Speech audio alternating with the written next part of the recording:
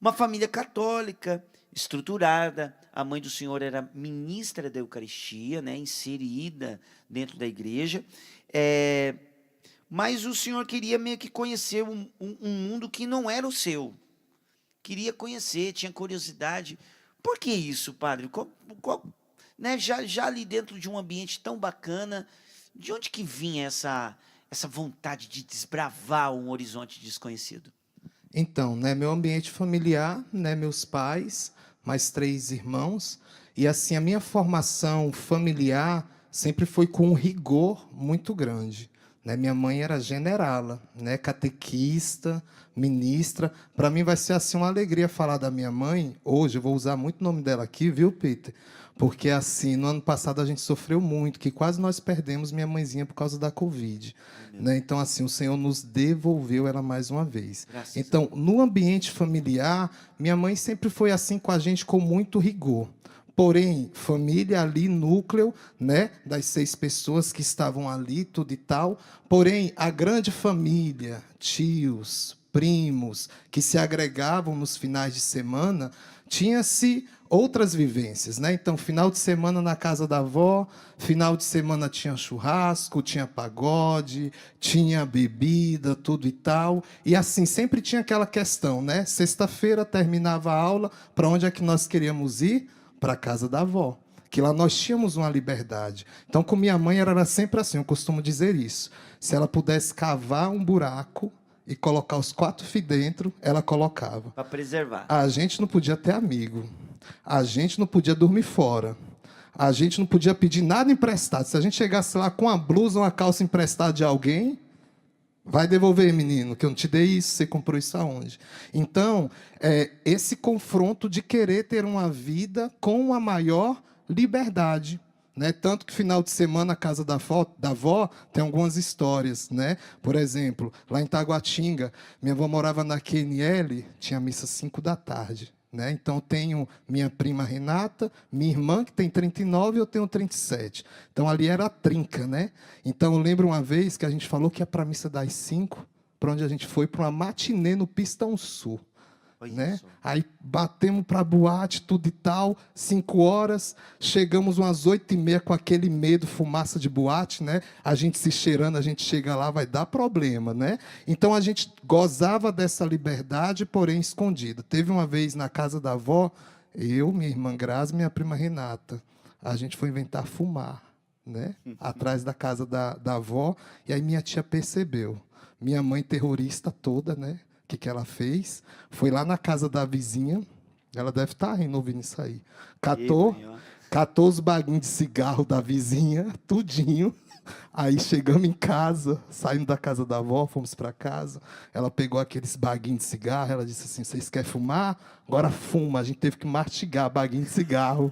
Pense na Isso é mãe confusão. raiz, né, gente? Mãe É, raiz. mãe do rigor. Então, assim, a gente estava nesse núcleo de vivência de fé, porém, assim, por uma questão mais social, de aparência, superficial, mas dizer assim para você, que eu tive uma experiência de Deus, aquela experiência que fala, caramba, eu quero conhecer de Deus, eu quero me aprofundar, eu quero adorar. Não, era uma vivência ali, porém querendo viver outras coisas, não tinha essa Existe a distância. diferença, né, de conhecer e experimentar.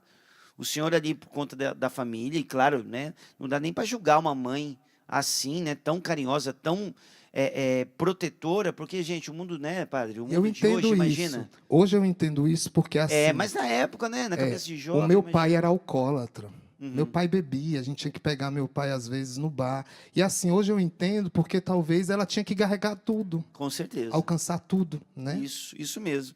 E aí, só que aí aconteceu o seguinte, padre, o senhor fez a sua primeira comunhão, e ao invés dessa experiência acontecer, deslanchar, uma experiência com Deus e tudo mais, na verdade, a fé do senhor deu uma esfriada. Por que aconteceu isso? Por causa da mãe. Brincadeira. Minha mãe é catequista, né? Eu fiz 3 a 4 anos de catequese. Chegava no final, novembro, dezembro. Ela dizia assim, tá preparado não, faz mais um ano. Os meninos tudo ia fazer a primeira comunhão. Ela reprovou o senhor na Pã, primeira 4 Eucaristia. vezes, 3, 4, 5, Meu 3 a pai 4 do vezes, céu. reprovado. Era fera mesmo. E aí entrei para perseverança. Quando eu fui para perseverança, perseverança é aquela coisa assim meia solta, né? Que você tá ali, mas não tem para receber o sacramento no final, não tem a crisma, né? Então assim, não tinha aquela objetividade, pá, puf. E nesse período, o meu irmão, ele ficou de maior, meu irmão Erivaldo, um beijo para o meu irmão Erivaldo. Ele ficou de maior, já tinha uns 18 anos. Eu lembro que foi nesse período que ele mudou para morar com a avó, que a casa da avó era o céu, né? Então, Todo mundo queria ir para casa da avó. Aliás, as vovós, né? Eu tenho 2 filhos, né? É uma maravilha, gente. Vó tem essa liberdade, né? É um filho, mas é um filho que vai dormir na casa do outro, né? A avó é isso. É filho, mas vai dormir na casa da, né? É neto. É filho, mas é neto. E aí, aquele chocolatinho que lá em casa a gente dá uma segurada, a avó libera. Aquele negócio todo. Mas um abraço e um beijo para todas as vovós. É maravilhoso ter casa de vó, né?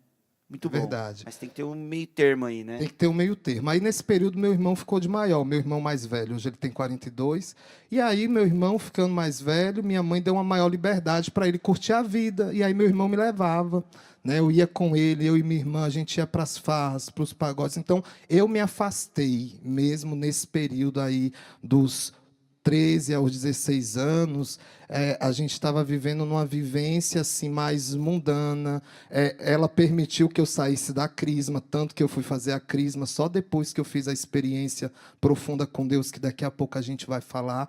Mas assim, o que me fez sair, hoje eu entendo isso. Hoje eu trabalho com a juventude também, e eu entendo que a juventude, todos os grupos jovens que eu passei, eles precisam ter um objetivo concreto para estar se reunindo, para se realizar esse objetivo em tempo curto, em prazo curto, né? Então, às vezes a gente falha nisso com os nossos jovens Você tem adolescentes. que dar uma meta. Trazer Uma metas, meta né? objetiva na Estamos mão reunindo jovem. aqui para quê? Final do ano a gente vai apresentar um musical. Estamos reunindo aqui para quê? Para no final do ano ou no meio do semestre a gente ir visitar uma casa de recuperação. Então Legal. a gente tem que trabalhar com essas metas. Eu entendo muito isso. Em todas as paróquias que eu passo, tanto em Currais, a gente fez um projeto, né? O projeto.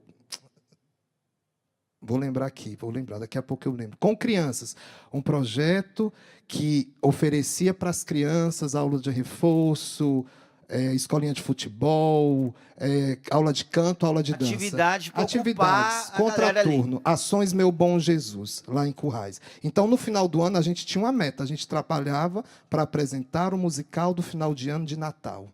E pronto, a galera vibrava, era figurino, era coreografia, era o coral cantando, e pronto, a gente abraça, a gente conduz, né? Legal. Aí, só que mesmo com essa turminha de farra aí que o senhor tava, né? Com o irmão e tudo mais e tal, teve um momento que o senhor começou a se sentir isolado.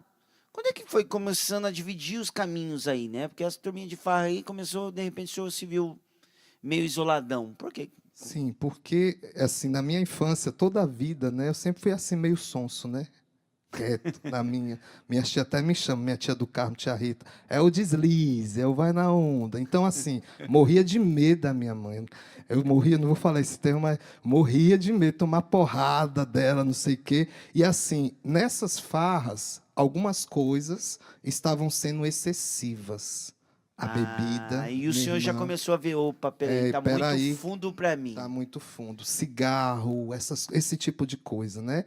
E aí eu sempre vinha falando com minha irmã, com minha prima Renata, com minha irmã Grazi, gente, está assim, não sei o quê. Isso vai dar, não vai dar certo. Isso Mesmo no meio da farra, o senhor já não, estava não, percebendo que estava demais. não vai funcionar, né? Então segura aí, padre, que a gente vai continuar essa história.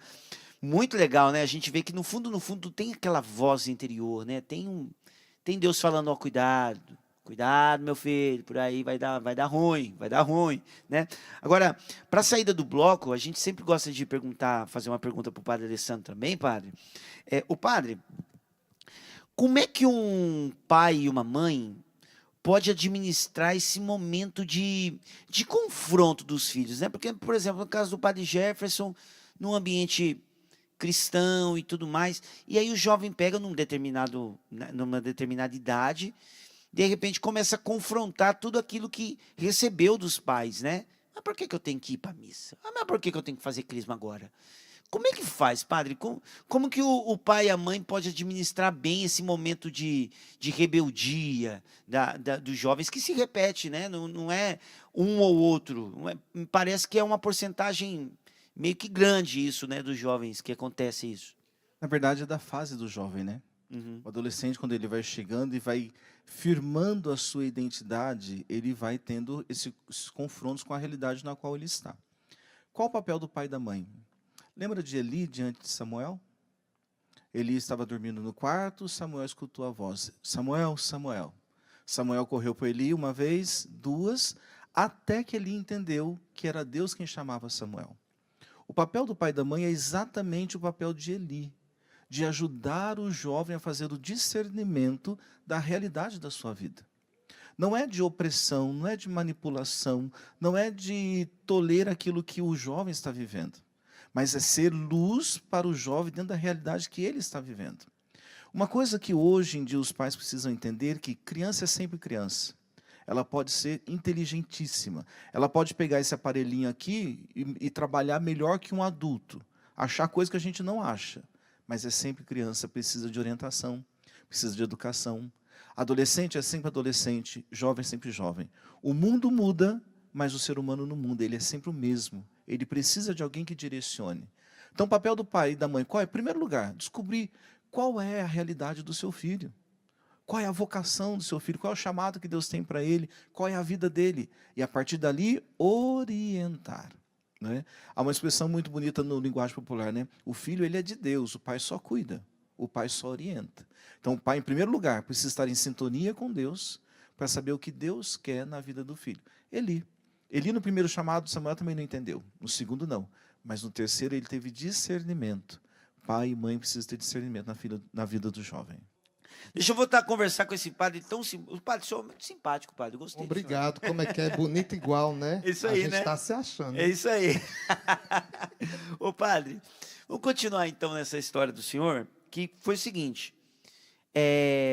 Lar católico, a mãe catequista, ministro da Eucaristia, aquela rédea curta, mas mesmo assim querendo experimentar as coisas do mundo. E tinha um grupinho ali, familiar, né, que vocês aprontavam algumas, só que começou a ficar feio demais, aí o senhor começou a tirar o pé, começou a sair daquilo ali. E aí, padre, como são as coisas, né? Deus, ele manda o momento certo, na hora certa para a gente, né? Teve uma via sacra que o senhor participou. Por que essa via sacra foi importante? Então, esse isolamento, deixa eu contar para você como é que foi. Eu entreguei minha irmã e minha prima para minha mãe, estão fazendo coisa errada. Elas me deram um gela. Eu fiquei no isolamento. Fiquei em casa, acho que Semana Santa, né? Via Sacra, Sexta-feira da Paixão. Na Sexta-feira da Paixão, fiquei em casa.